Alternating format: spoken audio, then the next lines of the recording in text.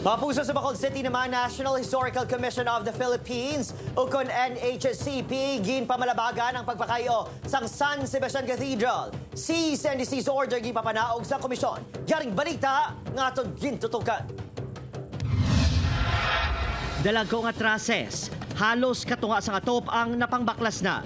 Kagang iconic na imahe ni San Sebastian sa altar ang ginpapanaog. Pati ang pulpito ang temporaryo gintabunan. Ini ang mga makitaan sa mga parokyano kag tumluo sa sulod sang San Sebastian Cathedral. Bungod sini, gipapanaugan sang cease and desist order sa National Historical Commission of the Philippines ang Diocese of Bacolod. Ginapahayag nga wala nagsunod ang simbahan sa preservation guidelines sa magkaangay nga historical structures. Napunan sa historical relevance ang cathedral nga gintukod pa sa 1876. Apang depensa sa Diocese of Bacolod, hindi renovation ang ilang ginobra, kundi ginapaidalom lang sa major repair works ang mahuyang na nga atop kag palyado nga kable sa kuryente sa mga simbahan. Ginatawag ini ongoing repairs and enhancement.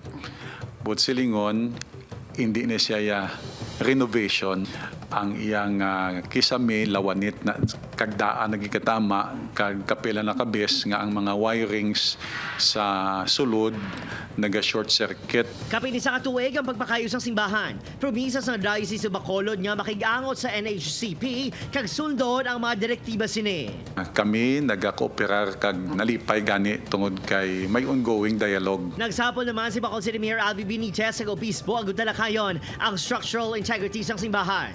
Sinya, ano yung unta, daan na niya mga wiring, daan na niya ang mga iban nga kuno lawan kuno ang enclosed na da sa sa cathedral. So he wants it also nga hindi bala ma fire hazard, hindi siya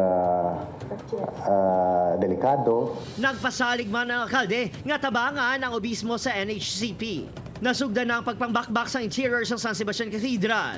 Wala pa nakatag sa pahayag si Chairman Dr. Emmanuel Franco Calairo na tuwi sa isyo. Nagpadala naman sa sabat ng Diocese of Bacolod kag nagalaom nga tugutan na sang NHCP nga ipadayon ang pagpakayo sang simbahan. Opod, Kenil Casilio, Adrian Prieto, One Western Visayas.